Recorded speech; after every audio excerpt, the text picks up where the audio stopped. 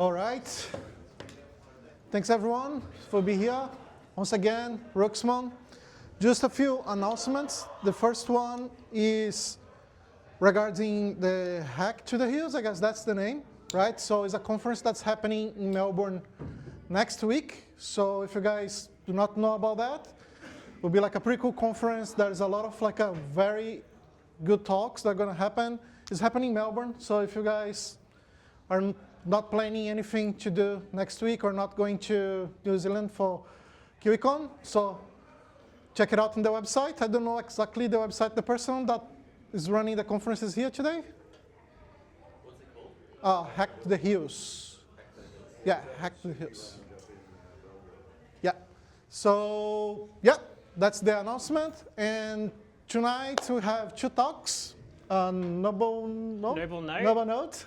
Going to start talking about how she started reverse engineering in a game. So going to be pretty interesting. And after that, going to have our friend John. Everyone know him from the skateboard dogs. And that's it. So a hand of applause and let's start.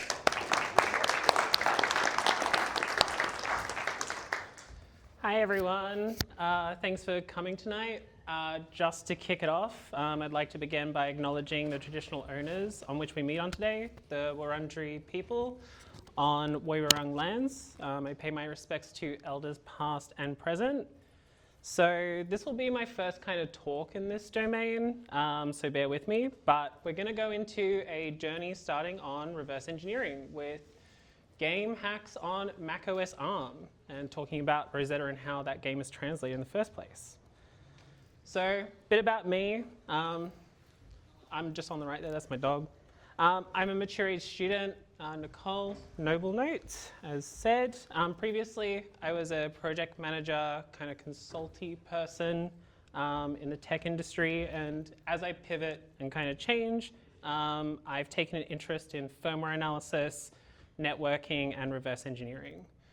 I would like to hope that I can update that kernel blog all the time, but we're all addicted to social media now, so you can also catch me on Mastodon. So we'll see how long that blog lasts.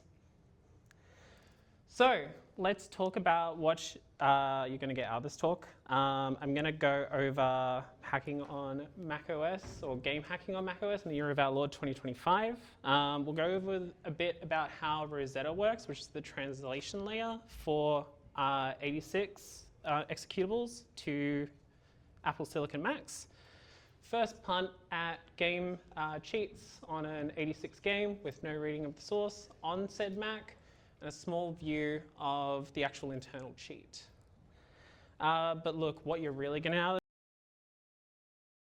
a surefire way to get your GitHub account suspended right away, because I tried to put all this code on a GitHub account that just had no. Sure, there's less instructions, but it's easily legible, and it's pretty close to embedded software, embedded devices.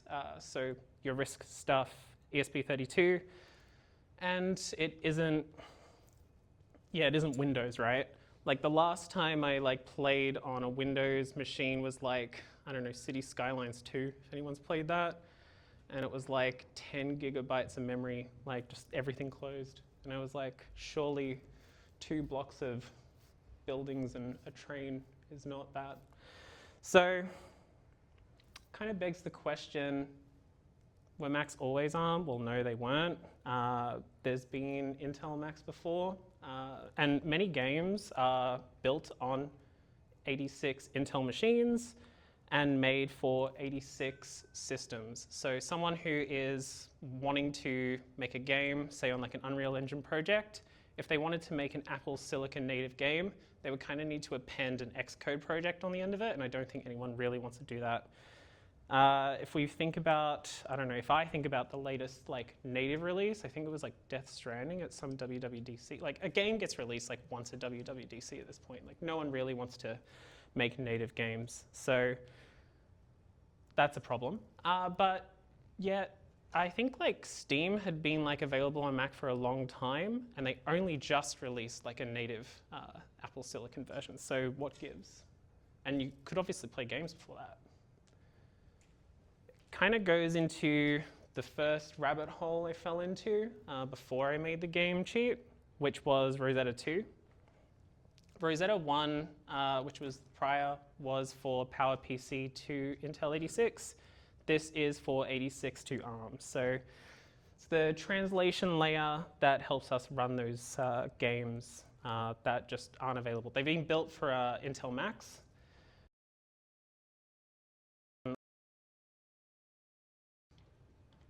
Yep, we were able to ARM machine. Pretty, like, I think the biggest example of this is for, you know, game developers that were going to potentially port their games over, but it's often used for like crossover, which is just directly playing games. There used to be an open source version of that called Whiskey. That got shut down. But it's not just games really, it could be like, I don't know, a video compositor or a specific CAD tool that's just was made on Intel Mac and never updated. So what Rosetta aims to do, once you install it, it will have a daemon that will check if a 86 Intel Mac application has been run before. If it hasn't, it'll go through Rosetta translation to translate about like 80 to 90% of all those 86 instructions to ARM, and will cache it. So that's great. That means we only really have to do that first ahead of time translation once. And anything that's not caught, so say we have any like, you know, dynamic branching or a lot of like a big self-modifying function, that will just be cut off and then passed to a label that will go through a JIT compiler decision tree and append new ARM instructions whilst it's running. So if you wanted to actually look at that ahead of time binary, you can. If you disable SIP, the system integrity, that's essentially Apple's way of saying like, look, you're root, but don't do everything, please. You'll get computer lice. But if you want computer lice, yeah, have a look. It's kind of a bit hard to pass, but there's essentially just like some sort of SHA UUID, and then there's going to be like, say for this example, like the mantle binary. Then there's going to be like a dilib that was also Intel Mac, and then it gets appended there. And then when it's run, it'll just go into the process space. So how does that actually look when you just crack it open and, I don't know, look at the instructions? Pretty good, actually. So this is AssaultCube. I just like broke it at a random point. It looks really nice if you just want to like visually get a reference of like how that 86 executable goes into Rosetta. You can see the symbol stubs, and a lot of the labels from 86 are just put in there for the indirect addressing. So there's RIP REX and the like, and that makes it pretty easy to see what's happening. And there's also a pretty convenient OpenGL to Metal, which is the Apple graphics pipeline within that goes after this, after Rosetta, which is, it actually makes it pretty performant. There's some work pretty similar called Molten VK that does Vulkan, Vulkan to Metal translation called Molten VK. Would work pretty similar to DXVK if anyone's played like a game on Linux, but it's kind of beyond what I looked at. But these are pretty great to debug. We can get the disassembly either through OTool, which will give us everything, including the JIT, or we can just get the AOT if we just want to get stuff that is before JIT happens. So pretty cool that it's one-to-one most of the time. It emulates kind of 86 features like RIP relative by using ADRP, so it's doing PC relative, and then maintaining a return stack that will just add the offset that Rosetta maintains. And if we want to have a look at how that looks, it's not the entire process, but this is the stuff that runs essentially. You can see that we have the ahead of time section there. Then after that, there's going to be a bit of space for anything that it couldn't like translate immediately, and then we'll just put into branch tree for JIT. And then there's going to be essentially helper or like very specific to Rosetta mallocs, which will be for like thread context and the return stack. Then after that, there's going to be like the actual helper library, which will do a lot of the syscall translation from Intel Mac to Mac or Apple Silicon Mac. Where does the actual 86 go? It's actually just above, so it's usually just at the top. It makes it pretty easy for debugging Rosetta stuff, because usually image 0 is always going to be the executable, because all the Rosetta stuff will be below data. Yeah, pretty good. Dougal made a really good blog. They looked through a bunch of like the specific intricacies of 86 and how Rosetta handles it. And it's actually quite similar to emulators, like game emulators themselves. So pretty interesting. Kind of begs the question, like, why did I look at Rosetta 2 in the first place before I even made a game cheat? Well, like I said, a lot of the games are going to be in 86. So if it's going through Rosetta, I kind of need to understand how Rosetta works. Usually, a lot of cheat developers would use Frida or something as kind of a scratch pad ahead of developing something concretely. That doesn't work too well if essentially your text section is being appended after. Things like, symbolic engines, if I wanted to run anger on this and give it a sparse region, it would be a bit annoying, because a lot of the way that the, it's trying to find something and it's not ready, it's not there yet. Say if I've got indirect, it's triggering the JIT compilation. So that's a bit annoying. But we can leverage kind of the fact that all code in the Intel Mac binary, including any past like dilibs that it needs to run, will also get translated.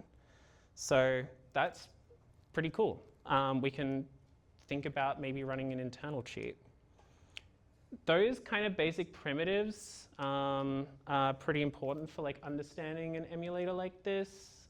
There's a blog here from Ko, who just ran essentially like copy-paste shellcode into the Rosetta 2 translation, and the way it cut stuff off and then tried to append stuff establishes a lot of primitives of how you would write something so it deliberately isn't translated ahead of time. So, I mean, it's not a great attack surface if every like 90% of it's one-to-one, but kind of gives us an idea if libraries are also getting translated. So, okay, let's finally start actually making just a basic cheat. Before I go into this, I'm covering my ass. Do this for research and don't do anything illegal. These games, there are games that are made to like hack, like Squally and Pwn Adventure. You'd have to host Pwn Adventure to do it. But honestly, you'd also be ruining everyone else's incredibly finite time by hacking on public games. And we're all already addicted to like Reels and TikTok, so save us our small time on video games. And if you ignored it, no, you didn't. Right. So, AssaultCube, it's kind of like the pretty basic game that's got a bunch of tutorials for making game cheats.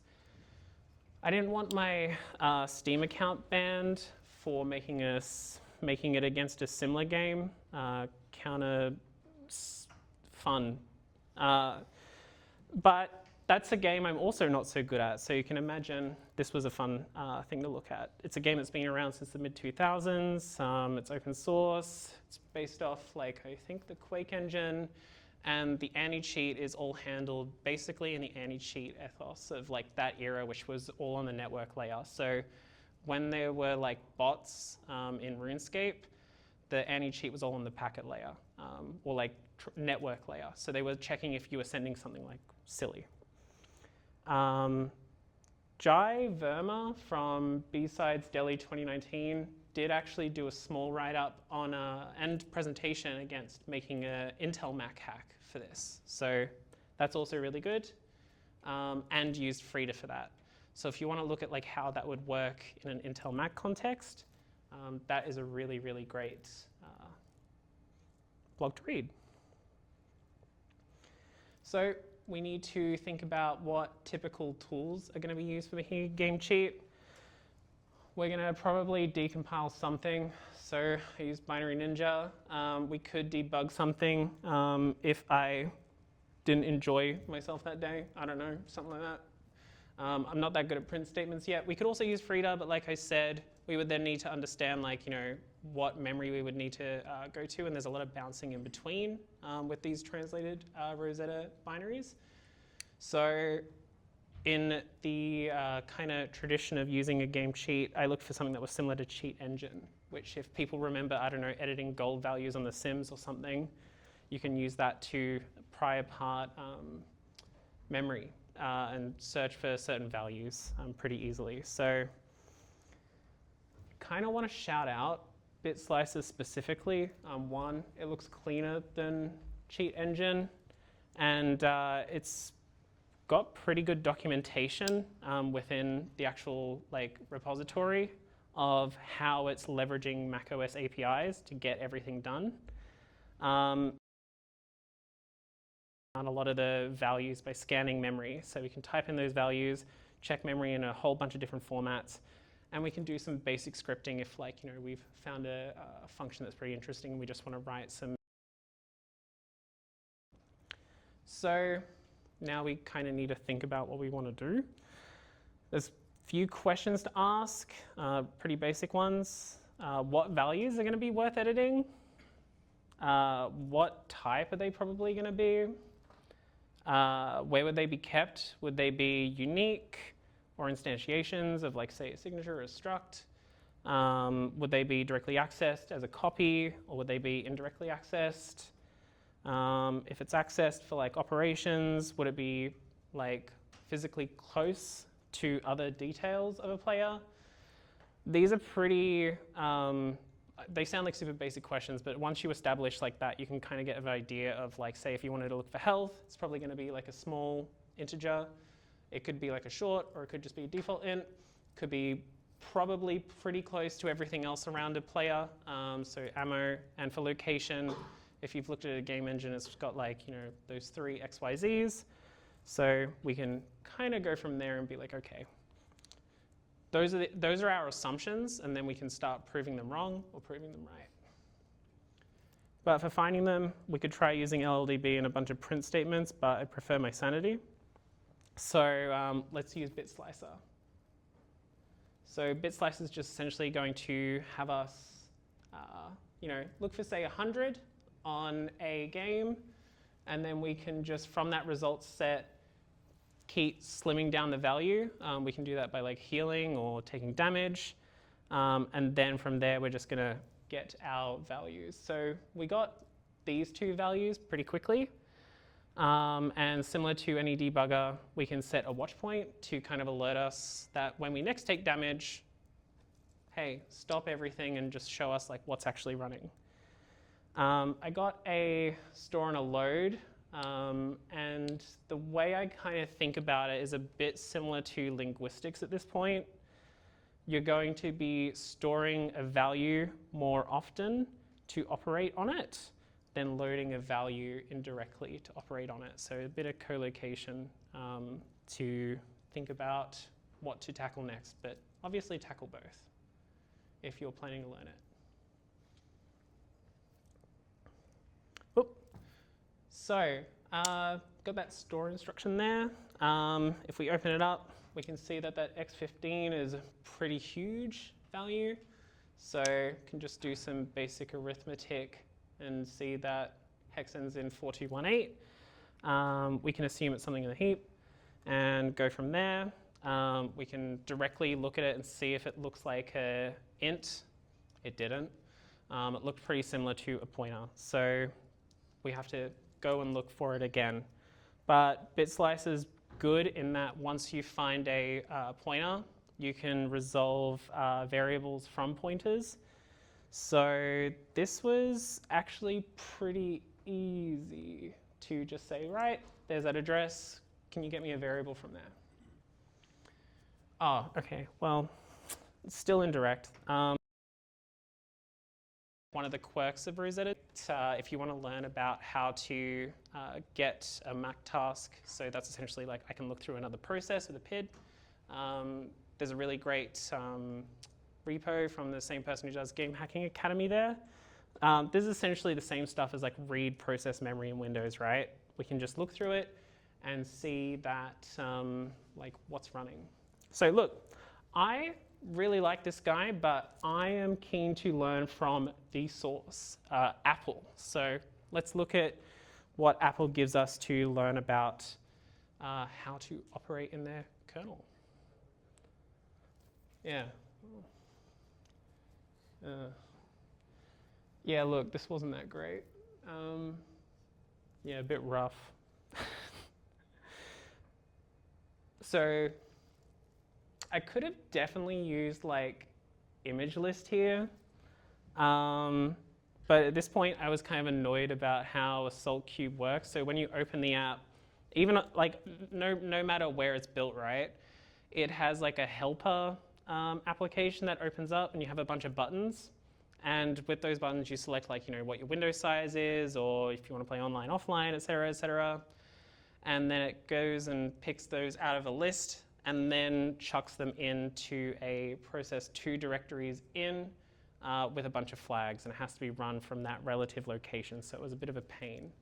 So I just wanted to write something external that would just say, right, if I've got this number, just get it for me. And I also was just starting to develop a spite for Apple documentation. So this just essentially jumps through different sizes from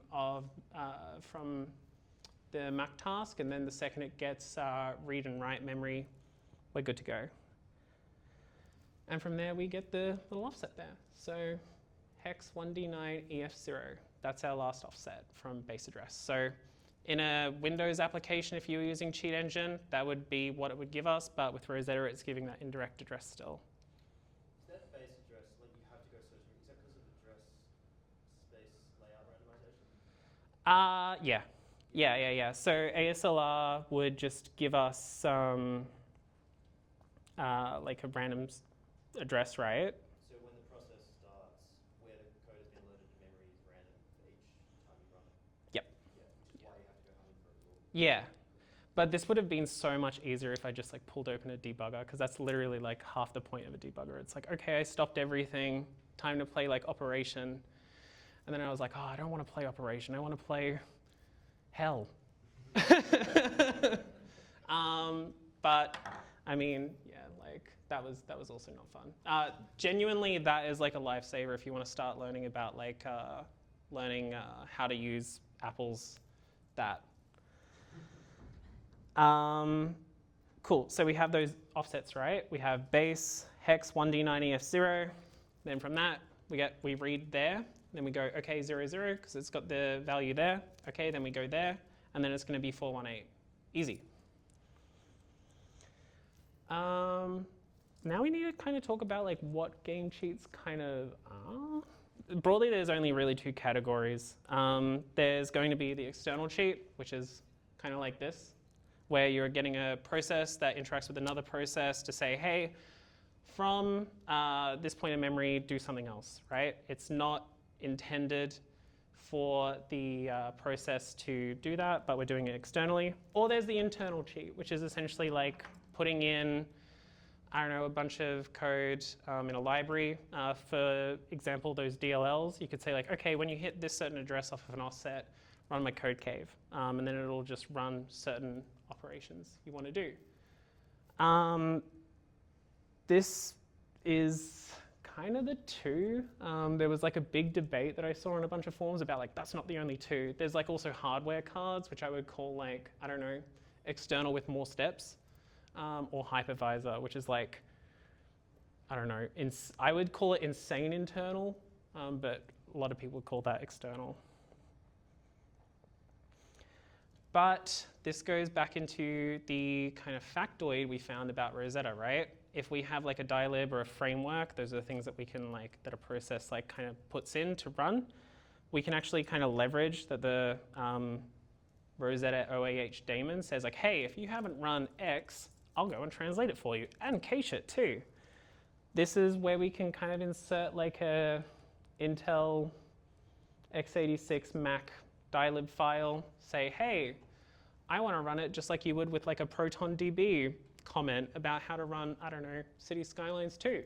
or something. And then we can just have Rosetta 2 do all the work for us, which is great. This is actually pretty similar to Google Threat Intel. In 2023, they found Pool Rat. That same Mandiant blog that I put earlier on about Rosetta 2 from them, I think it was March this year, pretty much the same, where they had like a Python 2 interpreter running from a dilib. And then they were like, hey, this is cached. I can at least pull it apart. So I guess we have evidence that this is kind of often the go. It's pretty dodgy, but works. So here's some pseudocode, pseudo-ish code, about how a health cheat would work. So we get the base address. That's going to be from the DYLD get image header. So remember when I said like image list on a debugger? That's essentially going to say like, okay, here's the executable. Here's like, you know, some frameworks or something that's going to help us run this program. You can just find that. Like I said with Rosetta, it's not all the time, but a bunch of the time it's just 0, because it's just going to say, hey, I don't know. The actual executable is just going to be first thing. From there, we can then just do a patch where we say, okay, for a list of our offsets, so that hex1d90f0, 00418, let's just check if they're valid. If they're literally 0 or something's gone wrong, that's not good. That means program broken. But if it's all good, then we can break it. So then we can just dereference that final address at 418, which is going to be our player's health value, and change it to 999. It's not that, I don't know, performant, but pretty good. What does that mean in practice? That means we get 999. So you can see I've just got the patch address, and then it's just changed that value there. So awesome. That's a pretty common tutorial for game hacking on AssaultCube. There's a bunch of tutorials for it on like Windows. But there's some other items that could be done here. To give some hints, there's OpenGL that runs this whole thing. When disassembling it, it uses GL draw elements. To give a heavier hint, there is an enum that says, hey, I'm a game developer. Instead of like not rendering something because it's behind a wall, just make everything a wireframe. Yeah, that's good. I like that. So you could do that if you wanted to do a really, really simple ESP or wall hack. Or you could look for those other values that we talked about. So ammo or armor or location. Actually, that offset was pretty big. So we could just see if, I don't know, there's another thing to find. So essentially, I've just pulled out that X15 value that was given to us. So we used 418 as an offset to get the health value, but now we're just going right at that address and then just running it down. I highlighted this because this is essentially where like a bunch of the armor and ammo is, but it's probably better to see the movement of those 3 floats for movement, like the actual location you are at, and the velocity. So I don't know, you could just edit the Z axis to just fly up and shoot everyone. That could be something you could do, hypothetically, legally speaking.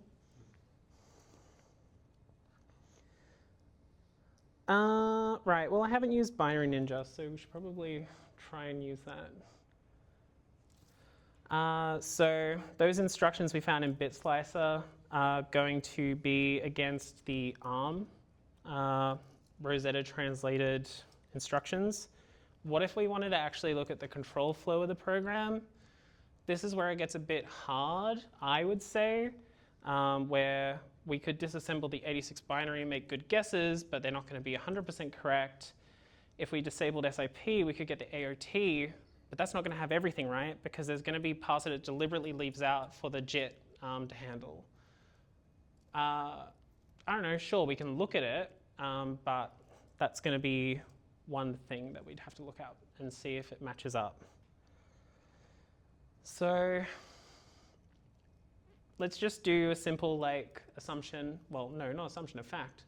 We know that the base address hex 1DF90 is going to be like the definition. Could be, probably is, like a structive, like a player that's going to have the health value. Let's just extraf it and see like what gets operated through that, and maybe like any of its relatives. We can see what functions are going to be edited against this value. And honestly, super easy enough. You just get the are you dead function. So it just passes in a bunch of different values for saying like, hey, you've got your ammo, health, et cetera, et cetera. Are any of these like not good? Like, are you not good? And then like, it'll say like, you're dead, and then call a respawn function. This can be reversed if we were on Windows pretty easily. We could do a thing where you just get shot and it doesn't even matter about your health, you just don't die. But like I said, in Rosetta, we would kind of need like the, I don't know, Exodia of like, I don't know, 86 to ARM, where we would need this, the AOT, and then we would need to do some like actual dynamic analysis to understand like what's, yep.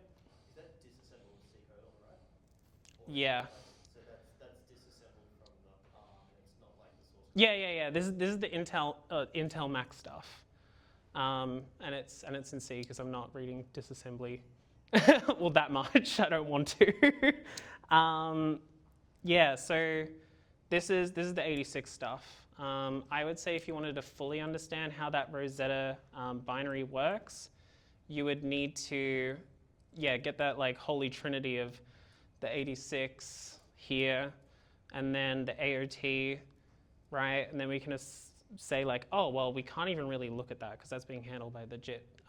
But if we wanted everything, we would literally have to run the program and stop and start it all the time. And yeah, that sounds like a pain, but I don't know, that's why I talked about like how to do it, so you can do it, hypothetically, because yeah, that sounds like a pain. But on the Intel Mac side, yeah, this is where it would start in terms of like, you kill me, but then I don't.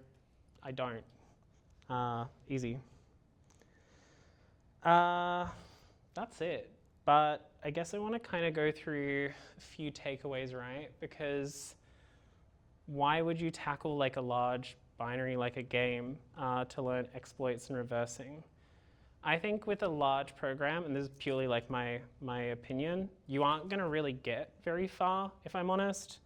Like, this kind of domain has like a huge developer tool chain. So you can think about like, I don't know, CTFs use Prone tools.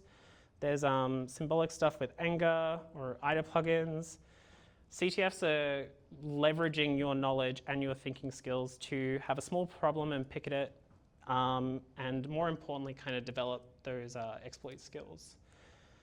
What this does have to offer, however, not to make you a don't ever look at a big thing, is you kind of like already have gone away with the idea of like getting like a shell or anything like that, right? Because it's just massive.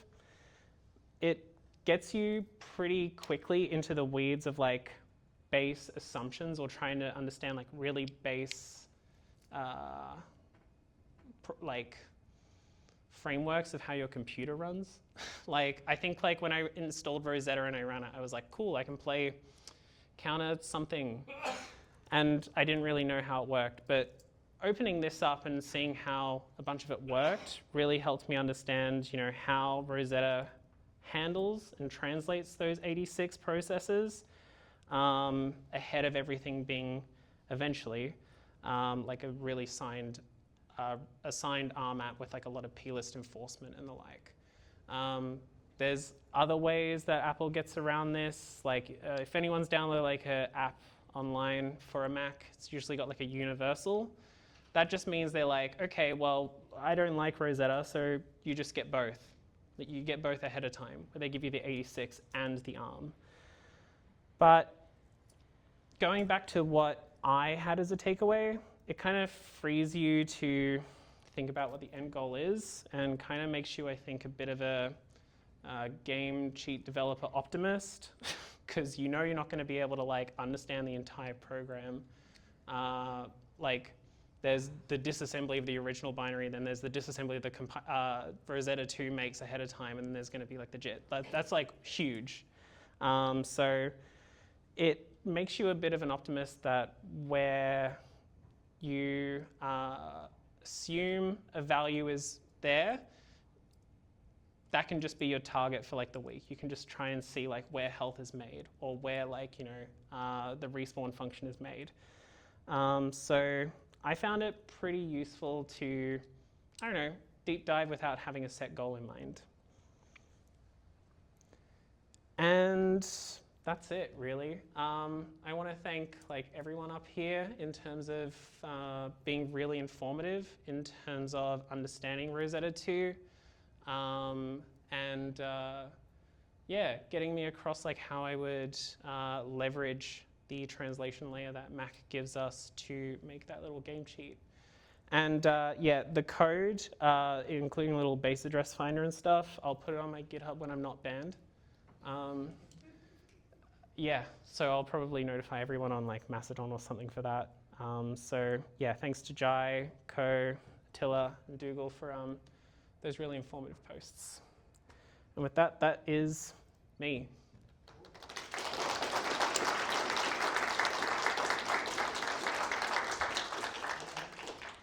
Right. Questions from Nicole? This is presumably running as one released version of the game? Yeah, so it's the latest version, I think. I had a look at an older one, and the offsets don't really get changed much because the anti-cheat is going to be on like in their network implementation. But My next question was going to be, if you develop something like this, I mean, you can redo everything to find everything again, but it's like if you pick some offsets, yep. is that locked to just the one particular version? Yes, essentially. Like I mean, I won't go into like how I found it. A fairy put it under my pillow. But the big problem I would say with cheat development is that consistently the way games get around it is, yeah, the anti-cheat, but say games for counter something, they will actually change their offsets all the time. So what they will do is say like, okay, look, we know that if you want to tackle a huge game, you're going to need like multiple people. So what exploit developers will put in the wild is like essentially like, here's an offset, you can buy the offset, or like something like that, because they just know like it's happening so much and so often. I think Riot Games, like I remember like just looking at like Mastodon, someone was like, it's the way they do it is like, it's almost impossible to find it. But for source games, yeah, they get updated all the time, and essentially like they just must like build it, and it has a slightly different offset. And then it's not really about developing the exploit, it's about finding the offsets, honestly. Like that's where a lot of it gets started. Out of curiosity, I want to know, the way you demonstrated the cheat code for games, will it be applicable for security softwares, thick lines? Yeah. I think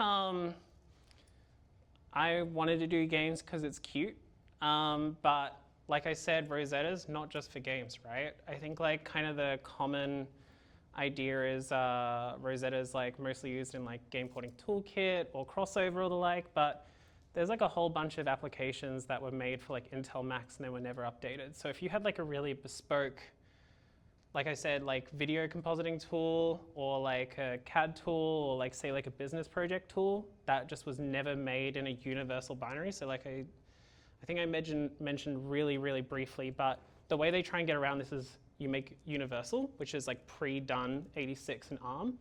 But if it's just Intel 86, Yeah, that's for anything really.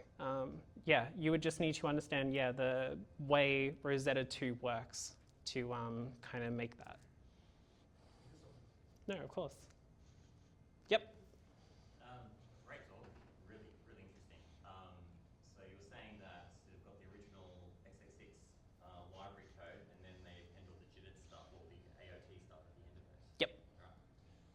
Now, so in WordPs, you've got like import and export functions.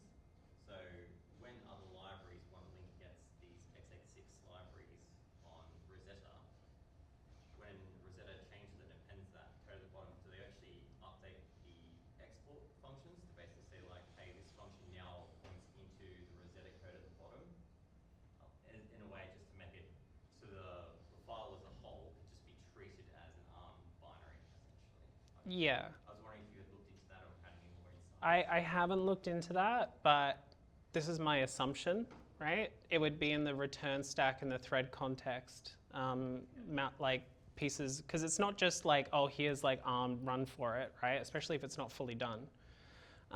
There's like a bunch of allocations that are made for like that thread context, the return, and then there's the syscall.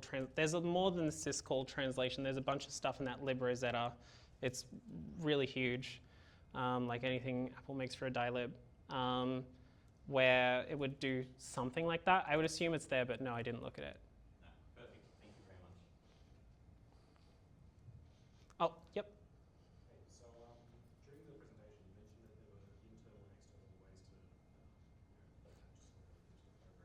Yep. The pseudocode you showed was in Rust. Could you talk a bit more about what was your actual toolchain, the process to get a patch or something, talking to Yeah. to change the values? I was actually talking about this like today and like 3 days ago when I was like writing the pseudocode. I wrote so many unsafe blocks that like I could not read what my Rust code was doing. So first thing would be like, it's not cool, guys. Don't write it in Rust. But essentially, for that, it would just be like installing like something from Cargo that would say like, hey, give me a target to compile for 86 Intel Mac. And then once I'm there, I can then use a bunch of because really they're not going to update like say like DYLD get image header from the Intel Mac to the Apple Silicon Mac. That's going to like have the same name, right? So we can say, well, you'd have to test it, but you'd then write it, then compile it for 86 Intel, and then you're essentially like praying, but you don't have to pray. You can look at Code's thing for seeing like what code would not get translated ahead of time, but in this instance, it's pretty simple. So you just compile it for 86 Mac, and then you say, hey, load this, and then Rosetta will handle it for you. So you don't have to do anything too crazy. Because, for example, if I did an external cheat, I would need to take into account that that address would be pretty hard to get. Because I don't exactly feel as confident getting it because there's all that Rosetta stuff happening in the background. One more question? Yep.